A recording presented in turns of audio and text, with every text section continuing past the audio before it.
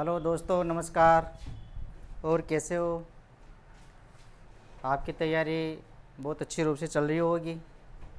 पिछली क्लास में अपन ने देखा था कारक प्रकरण, जो कि एक विशेष इम्पोर्टेंट टॉपिक माना जाता है। उससे रिलेटेड, कारक से रिलेटेड अपन अनुवाद पढ़ सकते हैं, अशुद्धि संशोधन पढ़ सकते हैं और विभक्ति पहचान अपन उनसे कर सकते हैं, और शब्द रूप भी अपन उनसे तैयार कर सकते हैं। तो अपन ने पिछली क्लास में कारक प्रकरण से संबंधित जो कारक का इंट्रोडक्शन था वो समझा था। कारक किसे कहते हैं, कारक की प्रकृति प्रत्यय क्या है, कौन सा उपसर्ग और कौन सा धातु और कौन सी प्रत्यय होता है, किसे अपन कारक कहते हैं।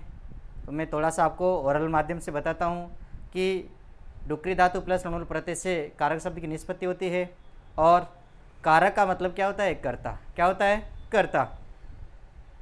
परिभाषा के रूप में अगर कह सकते हैं कि क्रियाम करोति इति किम, तो क्रियाम करोति इति किम कारकम, क्रिया को करने वाला ही कारक कहलाता है। क्रियाजनकत्वम कारकम, क्रिया को करने उत्पन्न करने वाला कारक कहलाता है। क्रियान्विति कारकम, क्रिया को निरंतर करने वाला ही कारक कहलाता है। बात आती उसके बाद अपन ने देखा था कि कारक कति भेदाः, कारक षट् भेदानि सन्ति। कारक कितनी भेदा सन्ति? षट् भेदा सन्ति। कर्ता, कर्म, करण, संप्रदान, अपादान, अधिकरण, षट् कारकाणि। उसके बाद अपन ने देखा था कि संबंध को कारक नहीं माना जाता है, क्योंकि कर्ता का क्रिया के साथ कोई संबंध नहीं होता है।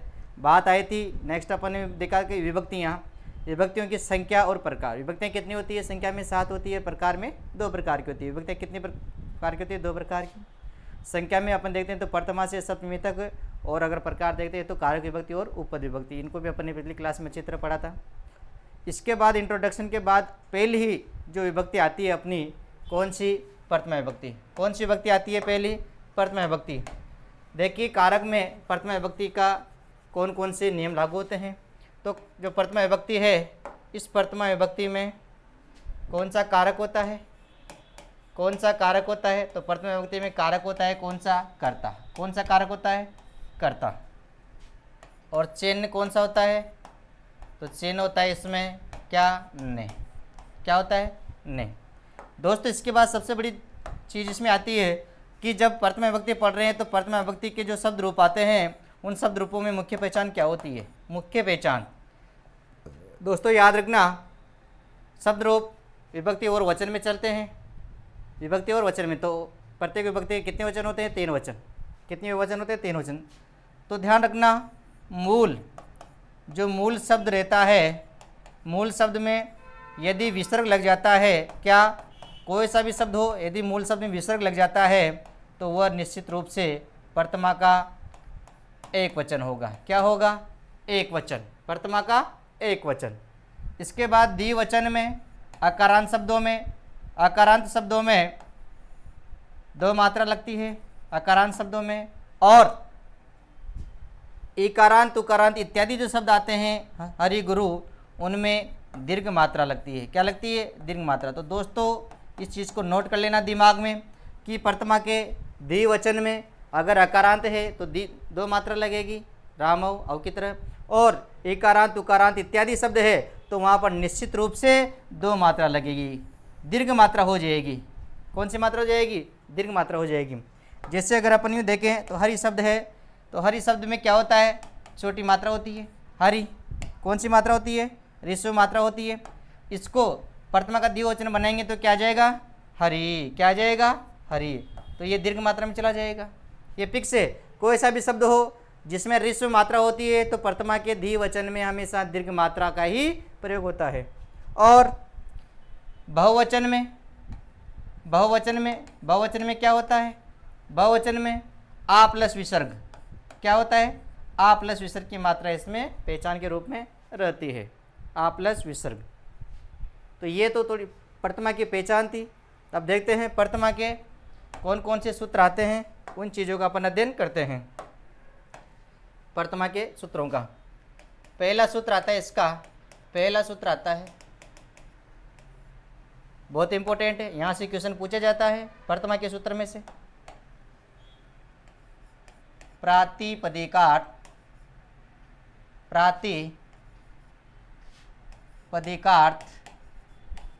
प्रातिपदिकार्थ लिंग परिमाण प्रातिपदिकार्थ लिंग परिमाण वचन मात्रे प्रथमा वचन मात्रे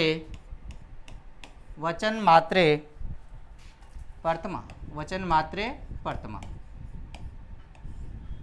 प्रातिपदिकार्थ लिंग परिमाण वचन मात्रे प्रथमा ये इसका सूत्र होता है। पहला, कौन कौन से शब्दों में प्रथमा विभक्ति का प्रयोग होता है, ये चीज़ यहाँ बताइए। देखिए दोस्तों, सबसे पहला आता है एक तो प्रातिपदिक अर्थ।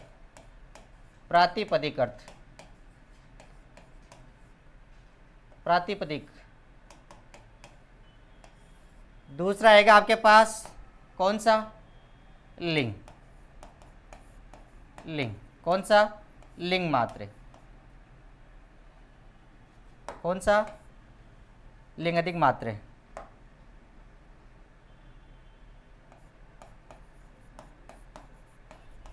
लिंगाधिक के मात्रे। तीसरा आएगा आपके परिमाण मात्रे। और चौथा है आपके वचन मात्रे। कौन सा, वचन मात्रे। यहाँ जो ये चार शब्द है, प्रातिपदिकार्थ, लिंग अधिक के मात्रे, परिमाण मात्रे और वचन मात्रे, इन चारों शब्दों के योग में प्रथमा विभक्ति का प्रयोग होता है। अब प्रातिपदिक क्या होता है, इस चीज़ को अपन समझते हैं। प्रातिपदिक क्या होता है कि नियत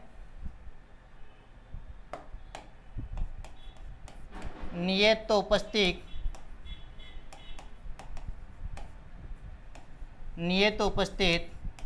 प्रातिपदिक।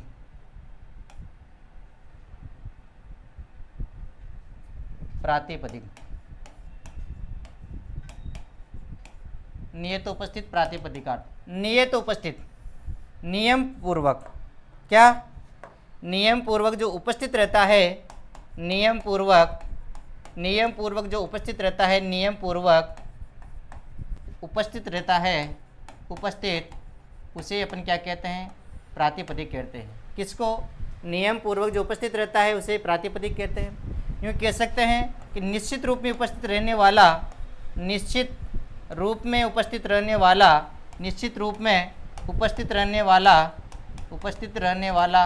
वो भी क्या कहलाता है, प्रातिपदिक कहलाता है। और यूँ कह सकते हैं कि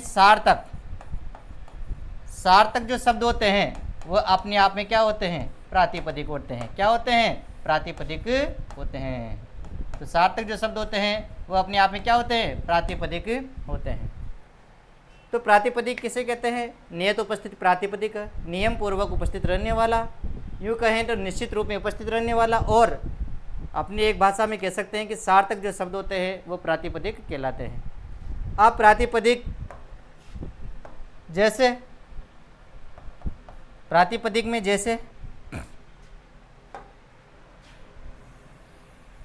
में अपन देख सकते हैं जो भी सार्थक अर्थ होगा उस रूप में जैसे हरि,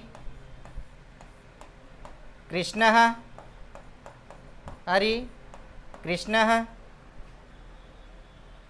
श्री, हरि कृष्णः श्री,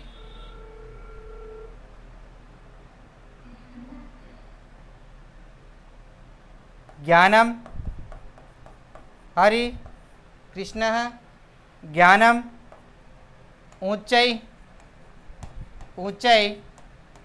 नीचाई, ये सभी क्या है, प्रातिपदिक अर्थ है। क्या है ये, सभी प्रातिपदिक अर्थ है।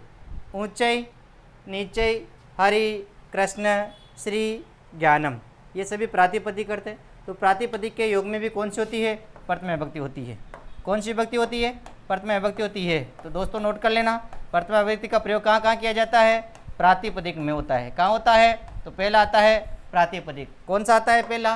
प्रातिपदिकार्थ में। प्रातिपदिकार्थ में नियत उपस्थित प्रातिपदिक, नियम पूर्वक उपस्थित, निश्चित रूप से यथार्थक शब्द में प्रथमा विभक्ति होती है। इसके बाद दूसरा आता है लिंग मात्र।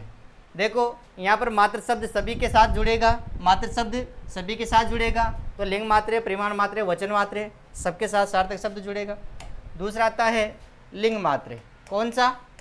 लिंग मात्र, लिंग आदि के मात्र, लिंग आदि के मात्र प्रथमा। लिंग आदि के मात्र क्या होता है? प्रथमा। तो लिंग मात्र में भी क्या होता है? प्रथमा विभक्ति होती है।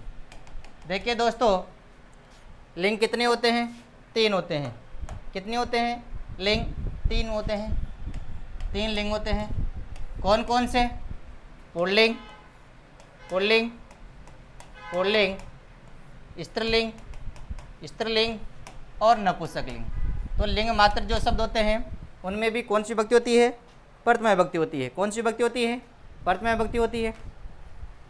जैसे तट, तटे, ततट, तटे और तटम, तटम। इस प्रकार तट, तटे और तटम तीनों लिंग हैं। तीनों में प्रथमा विभक्ति का प्रयोग किया जाता है। बात आती है लिंग 3 होते हैं। अगर आपके बात आती है कि एक आता है अलिंग, दूसरा आता है नियत लिंग, नियत लिंग और तीसरा आता है अनियत लिंग, अनियत लिंग। दोस्तों अच्छी तरह समझ लेना, अगर यहाँ से कोई क्वेश्चन पुटअप हो जाता है तो आपके बहुत कन्फ्यूजन पैदा कर देगा। इसी कन्फ्यूज को दूर करने के लिए मैं यहाँ पर आपके को बता रहा हूँ कि लिंग वैसे तो पुल्लिंग स्त्रीलिंग 3 होते हैं, पुल्लिंग स्त्रीलिंग नपुंसकलिंग, लेकिन यहाँ पर लिंगों की दृष्टि से जितने भी शब्द हैं उन शब्दों को नियत लिंग, अनियत लिंग और अलिंग में बांट दिया गया। ऐसे शब्द अलिंग, देखो अलिंग, नहीं, लिंग नहीं, जिनका कोई लिंग निश्चित नहीं होता, कोई लिंग निश्चित नहीं होता, कोई लिंग नहीं होता, वह क्या कहलाता है? अलिंग कहलाता है। क्या कहलाता है? अलिंग। इस अलिंग के उदाहरण के रूप में अगर देखते हैं तो कौन से उदाहरण आते हैं? सभी प्रकार के अव्यय, अव्ययों का कोई लिंग निश्चित नहीं होता है, सभी अव्यय, सभी अव्यय कौन से होते हैं? अलिंग। अगर आपके क्वेश्चन आता है कि अव्यय भवती, अव्यय होते हैं अलिंग, नियत लिंग और अनियत लिंग या सर्वे, तो अभी आपके सामने क्वेश्चन क्लियर हो जाएगा। इसी प्रकार दूसरा दिया इन्होंने, कौन सा? नियत लिंग, जिनका लिंग निश्चित होता है, जिनका लिंग क्या होता है? निश्चित होता है, जिनका लिंग निश्चित होता है। ऐसे शब्द निश्चित होता है वो क्या कहलाते हैं? निश्चित होता है वह नियत लिंग कहलाते हैं। क्या कहलाते हैं? नियत लिंग वो कहलाते हैं। जैसे अपन ने देखा कि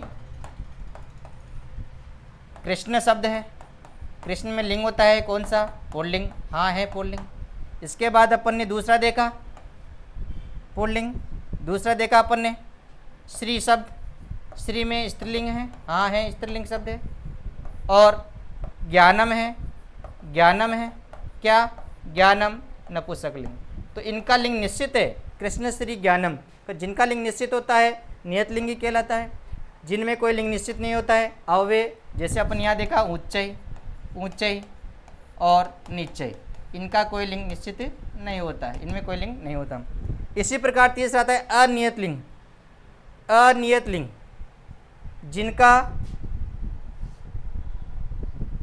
जिनका कोई लिंग निश्चित नहीं होता, जिनका कोई लिंग निश्चित नहीं होता, जिनका लिंग निश्चित नहीं होता है, जिनका लिंग निश्चित नहीं है, निश्चित नहीं है, ऐसे शब्द क्या कहलाते हैं? अनियत लिंग कहलाते हैं। जो अपन ने देखा तट, तटी, तटम, ये इसी के उदाहरण है। तो यहाँ पर जो प्रथमा विभक्ति होती है लिंग दिखे मात्रे, वो उनमें कौन सा लिंग है? अनियत लिंग है। कौन सा है? अनियत लिंग है। कौन सा है? अनियत लिंग। तो दोस्तों अगर आ जाता है कि जो प्रथमा विभक्ति होती है प्राप्त उसमें कौन सा लिंग निश्चित होता है, तो अनियत लिंगी का उदाहरण है तट, तटी, तटम आ जाएगा। इसके बाद चलते हैं आगे, प्रातिपदिका लिंग मात्रे। तीसरा आता है परिमाण मात्रे। किसमें? परिमाण मात्रे प्रथमा। परिमाण मात्रे प्रथमा, परिमाण में, परिमाण मात्रे प्रथमा, परिमाण मात्रे प्रथमा। परिमाण में भी क्या होती है? प्रथमा विभक्ति होती है। जो परिमाण का मतलब नाप तोल होता है। क्या? नाप तोल। नाप तोल के जितने भी शब्द आते हैं उनमें कौन सी विभक्ति होती है? प्रथमा विभक्ति होती है। कौन सी होती है? प्रथमा। जैसे उदाहरण में देखते हैं अपन, द्रोहणा, द्रोणव्री। क्या? द्रोहणा, द्रोणव्री, द्रोणव्री, द्रोणव्री प्रथमा विभक्ति। यहाँ द्रोणव्री यूँ कह सकते हैं 20 किलो चावल, 20 किलो चावल, 20 किलो चावल। या जो अपना होता है अदूण भर। क्या? अदूण भर, अदूण भर चावल, अदूण भर चावल। इस प्रकार द्रोणोवरी नाप तोल है, तो नाप तोल में भी कौन सी विभक्ति होती है? प्रथमा विभक्ति होती है। कौन सी विभक्ति होती है? प्रथमा विभक्ति। इसके बाद प्रातिपदिक लिंग परिमाण मात्रे। चौथा आता है अपना वचन मात्रे। कौन सा? वचन मात्रे प्रथमा, वचन मात्रे प्रथमा, वचन मात्रे प्रथमा। कौन सा? वचन मात्रे प्रथमा। वचन, यहाँ पर वचन शब्द का तात्पर्य है, वचन का क्या अर्थ है? वचन का मतलब है संख्या। क्या है? संख्या। अर्थात वचन के योग में वचन कितने होते हैं? एक वचन, द्विवचन, बहुवचन। उसी रूप में वचन रूप में भी क्या होते हैं? प्रथमा विभक्ति होती है। एकः, एकः, द्वौ और बहव, एक, द्वौ, बहव। इन सब में क्या होती है? प्रथमा विभक्ति का प्रयोग होता है। तो पहला सूत्र था अपना प्रातिपदिक लिंग मात्रे अधिक, परिमाण मात्रे, वचन मात्रे प्रथमा। इन सब में प्रथमा विभक्ति का प्रयोग होता है। तो क्वेश्चन आपके आता है लिंग मात्रे क विभक्ति भवति, परिमाण मात्रे क विभक्ति भवति, प्रातिपदिकार्थ क विभक्ति भवति और वचन मात्रे क विभक्ति भवति, तो प्रथमा विभक्ति भवति। नेक्स्ट चलते हैं अपन। उसके बाद बहुत इंपॉर्टेंट सूत्र है, बहुत इंपॉर्टेंट सूत्र है जिसमें अधिकतर बच्चे क्या होते हैं? कंफ्यूज होते रहते हैं। संबोधने च। कौन सा? संबोधने, संबोधने च ये सूत्र कहता है और किस में? और संबोधन में। और संबोधन में भी कौन सी विभक्ति होती है? तो संबोधन के योग में। किस में? संबोधन, संबोधन के योग में, के योग में क्या होती है? प्रथमा विभक्ति होती है। संबोधन में भी प्रथमा विभक्ति आती है। कौन सी आती है? प्रथमा विभक्ति। तो दोस्तों याद रखना, संबोधन के योग में कौन सी विभक्ति होती है? प्रथमा विभक्ति होती है। संबोधन के योग में कौन सी विभक्ति होती है? प्रथमा विभक्ति होती है। जैसे उदाहरण के रूप में अपन पढ़ सकते हैं, उदाहरण के रूप में, है राम, हे राम अत्र आगच्छ, हे राम अत्र आगच्छ, हे राम अत्र आगच्छ। यहाँ पर है हे राम। और संबोधन का हमेशा ऐसा चिन्ह होता है, इस चिन्ह, ऐसा चिन्ह अगर आता है तो निश्चित रूप से उसमें संबोधन होगा। और संबोधन में कौन सी विभक्ति होगी? प्रथमा विभक्ति होगी। तो हे राम अत्र आगच्छ संबोधन के योग में। इसके बाद अगला सूत्र आता है, अगला नियम आता है इसमें तीसरा, स्वतंत्रकर्ता। किसमें? स्वतंत्रकर्ता,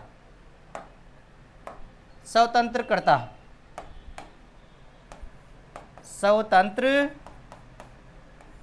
के योग में, स्वतंत्रकर्ता के योग में, स्वतंत्रकर्ता के योग में प्रथमा विभक्ति होती है। कौन सी विभक्ति होती है? प्रथमा विभक्ति होती है। तो दोस्तों याद रखना, स्वतंत्रकर्ता के योग में कौन सी विभक्ति होती है? प्रथमा विभक्ति होती है। प्रथमा विभक्ति होती है। स्वतंत्रकर्ता जैसे रामः, रामः पठति, राम पढ़ता है। किसी प्रकार की कोई क्रिया का प्रभाव नहीं है। राम पठति, राम पढ़ता है। राम नर्त्यति, राम नाच, राम धावति, राम गच्छति, राम वदति, राम चलति, राम सब। किसी प्रकार की कोई क्रिया का पाबंद करता यहाँ पर क्या है? स्वतंत्र है। कर्ता स्वतंत्र है, कर्म का कोई विशेष महत्व नहीं है। तो स्वतंत्र कर्ता के योग में भी, तो स्वतंत्र कर्त्री का विभक्ति, स्वतंत्र कर्त्री प्रथमा विभक्ति, कौन सा, स्वतंत्र कर्त्री, स्वतंत्र कर्त्री क विभक्ति, तो स्वतंत्र कर्त्री में कौन सी विभक्ति होती है, प्रथमा विभक्ति होती है। दोस्तों नोट कर लीजिए, स्वतंत्र कर्ता में कौन सी विभक्ति होती है, प्रथमा विभक्ति होती है। राम पठति, राम चलति, राम वदति, स खादति, इन सब में प्रथमा विभक्ति होती है। इसके बाद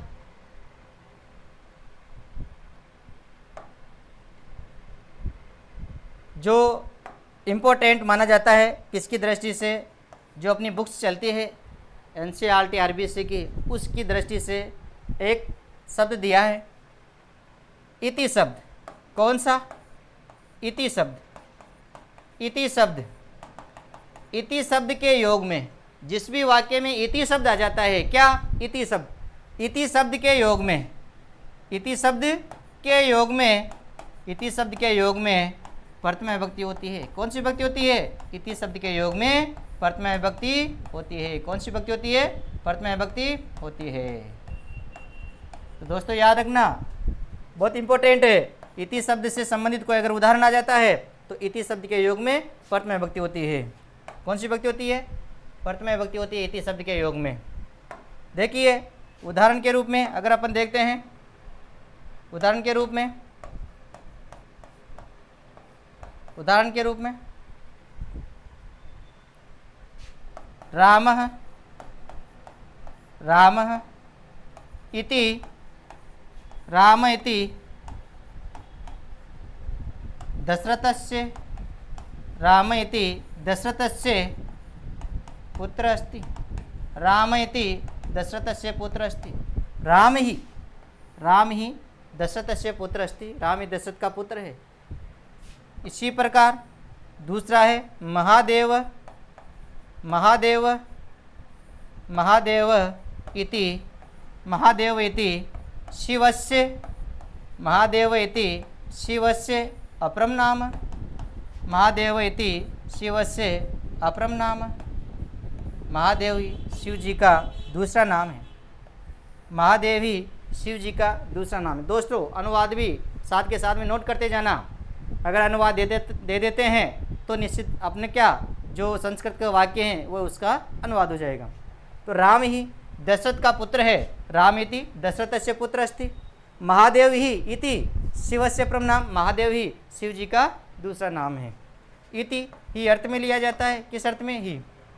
तो मैं समझता हूँ प्रथमा विभक्ति, जहाँ प्रथमा विभक्ति अपन ने पढ़ी, प्रातिपदिकार्थ लिंग परिमाण वचन मात्रे प्रथमा, संबोधने च, स्वतंत्र कर्ता और इति शब्द, इन सबके योग में कौन सी विभक्ति होती है, प्रथमा विभक्ति होती है। कौन सी विभक्ति होती है, प्रथमा विभक्ति। सभी को नोट कीजिए तुरंत प्रभाव से, बहुत इंपॉर्टेंट है। आने वाले हर एग्जाम में आपके यहाँ से अगर क्वेश्चन आता है तो अपना सारा कॉन्सेप्ट क्लियर हो जाएगा।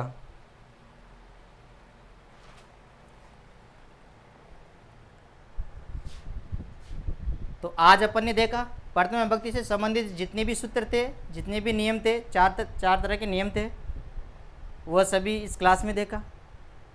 हम प्रत्येक क्लास के अंदर एक एक विभक्ति का विस्तृत गहन अध्ययन करेंगे ताकि आने वाले हर एग्जाम में कारक से संबंधित जितने भी प्रश्न उत्तर आते हैं और इनका संबंध अनुवाद से आएगा या फिर अशुद्धि संशोधन से आएगा तो अपन गहन अध्ययन कर लेंगे और अपना सारा का सारा कंप्लीट जो टॉपिक है वो सारे कॉन्सेप्ट क्लियर हो जाएंगे।